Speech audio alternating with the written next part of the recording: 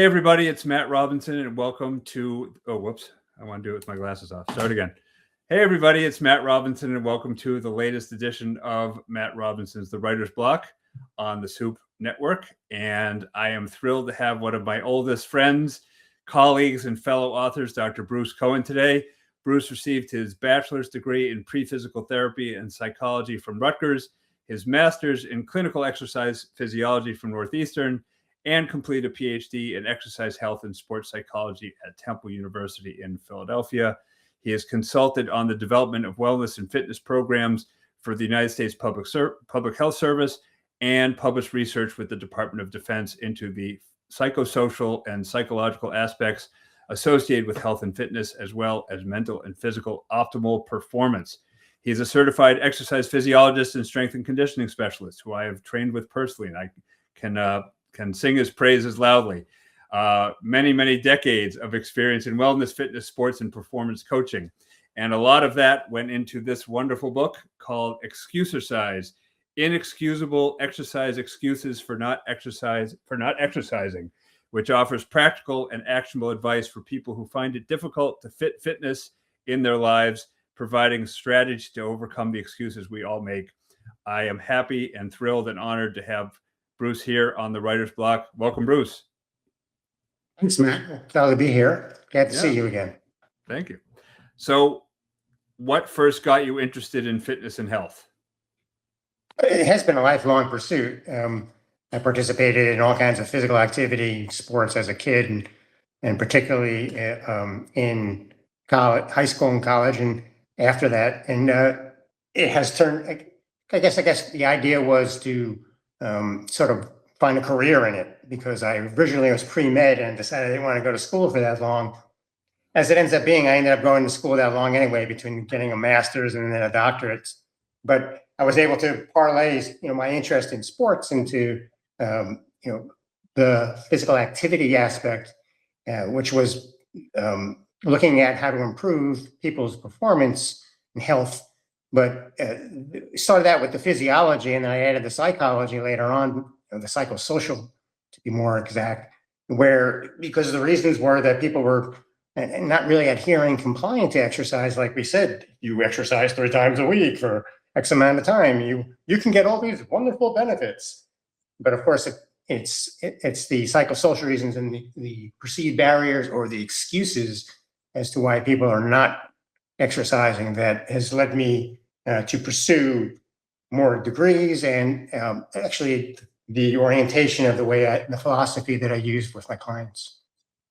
What were your first professional experiences in the field where you went from being sort of, a participant in athletics and fitness to someone who was advising and researching other people's involvement in that realm? One of my first jobs was still while in college. I was working as a coach for cross country and track with my old coach from high school, coaches. And that was a pretty eye-opening experience, because, they were godlike to us when we were when we were performing and in high school. But it was good to see or learn what their philosophies are, in addition to not knowing that they didn't necessarily have the background of exercise physiology, but they were people persons, and they really had a way of influencing younger minds as to how they should participate in activity and the reasons why. So that was my first job. And then I also got a job where I worked as a personal trainer initially, when personal training was unknown back in the mid 80s. And then I worked for the Division of Federal Occupational Health, where we took corporate wellness fitness and we put it into offices. And it was really there where I saw that we give people a facility, state-of-the-art equipment in the building. We get them time off from work. They even got paid time off. We give them exercise fitness testing and programming, and yet they still weren't able to comply with exercise frequently. And it's not really a physical thing. It's really, up here. So I decided to go back to school again and get my doctorate in exercise sport and behavior. It's like a health behavior modification, Right. and looking at the psychosocial reasons as to why people, the difference between relapsers and the people who continually exercise is where I found my little niche, and have used that information basically from my dissertation for the book and for the way I work with my clients. I know that you talk a lot about kind of the role that sports and fitness play, the stages of life. How does that impact, where fitness comes as a priority for people as they age? Yeah, it's interesting when you look at why children get involved in sport. Or well, and we were children once upon a time. I don't remember exactly when that was, but Right. but your friends, right? You say, hey, let's go out for this sport. Let's do this. And so you socialized basically with others and then maybe you got into competition as a reason as we got a little bit older into our teenage years and young adults, and then again it was about maybe when we were in our young adult ages, working out, looking good to be attractive to potential mates, and friends. And then once you got into a relationship, it was established relationships and activities that were mutually agreeable, and then maybe families would do together. And then beyond that, when you got we're getting into our 40s and 50s and 60s, we start thinking more about the wellness aspect and longevity of our lives and mobility. And then by the time we get into seniors, we're back to certainly health and wellness is important, but they participate for the reasons of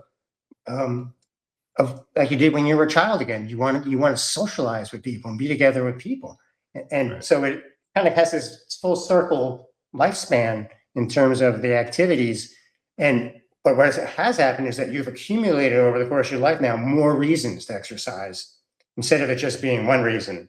Now you have multiple reasons to do all these exercises. And those people that have multiple reasons are more likely to adhere and comply to exercise over long periods of time rather than dropping out all the time and relapsing.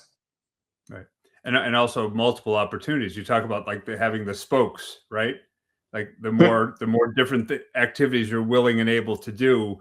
Like, for example, if you're a runner, but also like doing a Pilates class, if it's a rainy day, you can still do you're not losing everything. You're just having to sub one out for the day. Yep. So part of the results from my research were we looked at relapsers versus people that were in the action phase of behaviors of change. And the social support was a big thing, having people around you to do things. So, having friends or family or something that you would do alone would be important. And an enjoyment factor, something that you enjoy to do. And if you hate going on the treadmill, it's not going to last very long, right? So you have to have things that you like to do. You also like to have, a big thing is planning for the relapse. And this is where that spokes in the wheel comes in that you mentioned, that, you should have something that you can do alone. You can have something that you can do with family members, with friends, with coworkers, and your dog.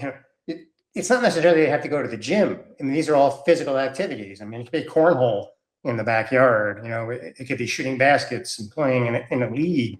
But it could be doing yoga stretches before you go to bed at night, or your rehab exercises. But the more reasons you have for that, the more activity, the better off you are. And being where we live in New England, in the Northeast, seasonal change is also very important, because a lot of times people will relapse when either they, if they're parents, it's when their kids go back to school, and they're like, well, I got to get them going for school, so they stop what they were doing exercise-wise. Or sometimes in the wintertime when the weather gets to be too much and they're indoors. So it's kind of a drop off in that. So it's good to develop a variety of things that you would do all year round. Winter, spring, summer, and fall activities. Things that you would do morning, noon versus nighttime. For instance, in the morning, you might get up and do some gentle stretching or do some cardio to wake up. You might later in the day go to a class or work out at the gym at your corporate wellness fitness center, and in the afternoon or the evening, and take your dog for a walk, or get together with some friends and throw axes against the wall. That's a big thing now, throwing axes. Yeah. Yeah. You would have a variety of things, and you would plan these things, and so you would have a list of things on a given day. You're not going to do all these things, but based upon how you feel each day. Well, you got up in the morning, and maybe you were supposed to go for a run, but your feet or your back are bothering you, and so you can choose maybe something else that's on your list that you've developed, that you're available. Or you're supposed to meet a friend, and friends got tied up and couldn't get out of work, and so you had to go. You did something on your own, like where you went out for a jog or a walk in the woods with your dog. So having a plan with multiple spokes in the wheel, because if there's only one spoke in the wheel, for instance, if I'm your trainer and the only time you exercise is when I show up and I only come to your door once or twice a week, that's not enough, to build a physical activity wellness plan that's going to get you healthy and keep you there. So you need to have other things that you're willing to do. And they don't have to be as difficult or as complicated as going to the class that you go to, the group exercise class, or coming to see me for exercise prescription. That's great too. Yeah, it's fine too if you want to see me, but there's a limited amount of time during the day. So, you may have to go see Matt. All right. I don't know what they'd come to me for other than to talk about books, but you talk about doing things that you want to do, and yet one of the groups you worked with was the military, where a lot of their fitness is not by choice. What new insights did you find from working with that population? So we did a lot of studies over the years with recruits who were told to exercise every morning. Most of the recruits are obviously 17 to 19 years of age. They're out of college. They're out of high school. And, they're not, it's the first time away from home for a lot of them. And so their experience of being told what to do every day is shocking almost, and it also reminds me a little bit of when somebody's been told what to do, like when you were a little kid, you don't like doing it, right? So sometimes they get told to do an extra lap or extra push-ups, and they don't like to do push-ups, or so using exercise as sort of a punishment can backfire, because one of the things we're trying to help with, and this is true about even high school sports, right? Scholastic sports, you want to turn kids on to exercise and fitness. This is something they can do the rest of their life, being involved with, and it's good for them. So I think it's very difficult early on, even for the Army recruits, to even accept that they like what they're doing, because they're getting up early in the morning, going out in the rain, and marching or running or doing obstacle course stuff, which isn't. Once they can get past that phase and they're become a full-time soldier, there's more flexibility in their workouts throughout the week. But it's amazing the early on rejection almost of exercise, because it's imposed upon you, which it has. So and there were times, like I remember when we were kids, some kids didn't. I remember playing baseball in Little League, and there were kids that weren't dropped off there by their parents, and the kids didn't want to play. The kids did not want to play, right. And so finding the things that you like to do is important. And having variety, having lots of things that you can do is also important. Have you been able to follow any of the military recruits after they're released from duty and see if they have trouble maintaining their fitness because they kind of resent exercising? Did that come into play at all? No, so we never followed those people, which would be interesting. But we also have done studies on soldiers in general and asked them retrospectively, how they, what they've learned. And we even did a study with drill instructors, because drill instructors are notorious for barking orders, and they're the ones that often will tell recruits what it is they're doing for the day. And they also imply that they were treated that way as a recruit. So they are perpetuating the the goal, the misnomer, or the classification of exercise, perhaps as being a way to get fit, but also way to punish you if you don't necessarily are doing things correctly throughout the day.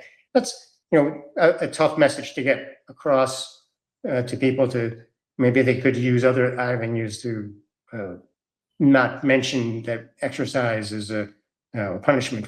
It's something you get to do rather than something that you have to do. In general, from your research, what populations would you say are at the greatest risk of health issues because of the level of avoidance they have to exercise and fitness? It's a good question, because there are a lot of people at risk throughout the entire lifespan. Often when people have big life changes, when it takes a while to get things established, whether you're in school or out of school, or you're a family or not a family, or now you've relocated, or you're staying in the same location. So it's that temporary time period when you may not exercise. So the goal of relapse prevention is to try and reduce those downtimes. We're all going to have downtimes. And some people, some people tell me, well, when I go away to vacation, I don't exercise. Well, I'm like, well, how often do you go away on vacationing? And they're like, twice a year. I'm like, so how long? And they're like, a week. I'm like, so there's 50 other weeks, and what are you doing the rest of the year?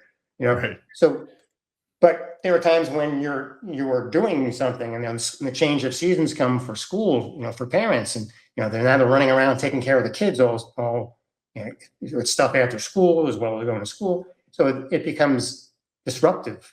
And if you let that gap go from a day to a week, and then all of a sudden a month, you can find yourself 3 or 4 months down the line, and all that work that you did for 3 or 4 months is negated, by Right. being sedentary for 3 months. Right. And that can happen at any point in life, and it happens with injuries. People who are athletes, sometimes they are in their particular sport and they don't have anything else to do. So sometimes you may have to switch to a lower impact sport. Myself, I did that. I used to run a lot, so I took up biking, and then I fell off my bike and fractured my neck, and so now I used to play basketball a lot. We used to play a lot, and then I play pickleball now. So there's lesser impact things to do, but if the object is to keep moving, because once you stay still for too long, that's really hard to get started again. Right. Right. So how does the book and your Excusercise program try to stem the tide, as it were? Well, so the book had looked at the top 50 the perceived barriers, excuses. Some of them are very familiar and very timely in terms of time, energy, and motivation are pretty high on everyone's list. But you don't have time because you have other priorities. So how do you build that in? For instance, I have to take my kids to soccer practice, and so what are you doing during soccer practice? Oh, you're having tea or hot chocolate with the other parents. I'm like, well, I guess that's okay to socialize, but you could walk around the field. You could exercise while they're, in fact, I don't think the kids really want you to be watching them while they're playing with others. But so there are ways to build in that during the course of the day, the week, the month, the life, that allow us to transition from activity to activity, with or without family members, with or without friends, or as we're changing jobs or moving to different locations, in addition to how our bodies are changing and allowing that. So when you look at the book, there's 50 excuses, perceived barriers, and then there's some humorous antidotes to how to overcome those perceived barriers, and there's some very serious ones. These are scientifically backed or based evidence-based ways to do so, behavioral wise and physiological wise. I think people can say, well, yeah, I can do this, but maybe I'll alter or modify it to their liking. And I think that's the way the book is to be used as sort of a guide for that idea that there are, 10 different things to overcome one excuse. It's probably Right. 20 or 30 or 40. Right. Yeah. I mean, I've had the book for a while. And I've reread it often because, I had an injury last year, and then this was a tough winter. And, there's always a new reason, but, it really is something you can work in every day. Like, you're standing, waiting for the microwave or brushing your teeth, stand on one leg, do some squats, walk up the stairs instead of taking the elevator. The life is a big jungle gym when you really look at it that way. And and the book is, it's like you said, the mix of humor makes it very approachable. It doesn't sound like a drill sergeant, like you said before. It's not as good as having you as a personal trainer, but a lot of your wit and wisdom is in there. So I really hope that more people check it out, because, fitness, I mean, if you don't have your health, as they say, so, you can't really make excuses, because eventually you won't have any more excuses to make. To your point, too, a lot of my personal training clients I've had for 25 years or more now, which is amazing. Yeah. You see that, that they were my age when we started, and they've gone through stages of life. And I work with a lot of seniors rather than athletes that I used to, when I started out in this field. And what is interesting is that as the seniors have developed, the injuries and illnesses are the ones that take pride. The reasons are cumulative and often are barriers that are real.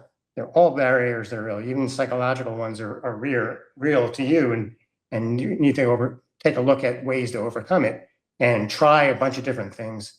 And that way you don't get in the habit of saying, well, I tried that already, but it didn't work. Well, when did you try that? Well, 15 years ago. Well, you were younger then. Now maybe you have more time on your hands as a senior, right? Don't you? So she can open up a whole bunch of new or reused or revisited ways of exercising from the past that you couldn't do necessarily when you were raising a family. Now all of a sudden you have the time on your hand, because you can't. That's more of what you do have during the course of a given day. Our lifespan might be approaching the fourth quarter. Right. So where could people find the book and more information? The book is available at Amazon, and we also have a website, and the website's Excusercise.com. And on there's links to Amazon, but there's also information about we have a excuse, and we occasionally show more ways and methods for you to overcome that aren't in the book necessarily, and articles and previous things that we've worked on in some of our research over the years. So the research is ongoing? So we still do some. Dr. Sachs and I, my co-author, are continuously working on a bunch of stuff. He's retired from Temple University. He's a emeritus professor, so he's still connected with that. He's still doing a bunch of stuff. So we continuously work on that stuff and evolve some of the things that are in there, or we put a different little slant on it for different populations when we talk to them versus the ones that may actually be in the book already. Right. Well, as I made reference, I mean, I've been a trainer and a boxing teacher for decades, and fitness has always been a very important part of my life. And this really is the book that I go back to time after time whenever there's any potential challenge to my taking care of myself. So I hope that more people check it out and get to know you, Dr. Bruce. And as always, it has been a pleasure. And thanks for being on the show. And thanks everybody for checking out the Writer's Block. And hopefully we'll see you again soon. Excellent. Thank you very much, Matt, for being on your show. As always, fun to work with you. And even shadow boxing is good, Yeah. In fact, here's the best one. Yeah. You can skip an imaginary one. Yeah. And you can do all kinds of. Yeah. No, I do that at the boxing gym because it doesn't break your rhythm. Yeah. Right. Yeah. You never have to worry about tripping or falling. I put hand weights in my hands to get the resistance. and I just go and go and go, and it's, yeah, you can do anything, and it's great. Yeah, so just, there's a million ways, be a kid again. Just, just enjoy it and have fun and experiment, because as long as you're moving, it's better than not. So no more excusercises. No more excuses, more excusercises. Right. Yeah, to your point about the microwave and stuff like that too, adding small little doses and microdosing it. Sometimes it's, whereas we're getting older, it's difficult to spend an hour doing physical activity, but you can do small doses and see a lot of reward in that as well. 10 minutes of doing some exercise while watching TV, sit to stand up and down, during the commercial breaks. You don't have to watch the commercial, so it all adds up. It's cumulative. Right. So hopefully people will take your advice and start, stop getting in their own way with their excuses, and learn how to make fitness more part of their life, so they can have more life, more. Was it not the years in your life? It's the life in your years. So I hope that everyone takes your advice. It's true. All right. Thanks again, Bruce. Great to see you. Bye now.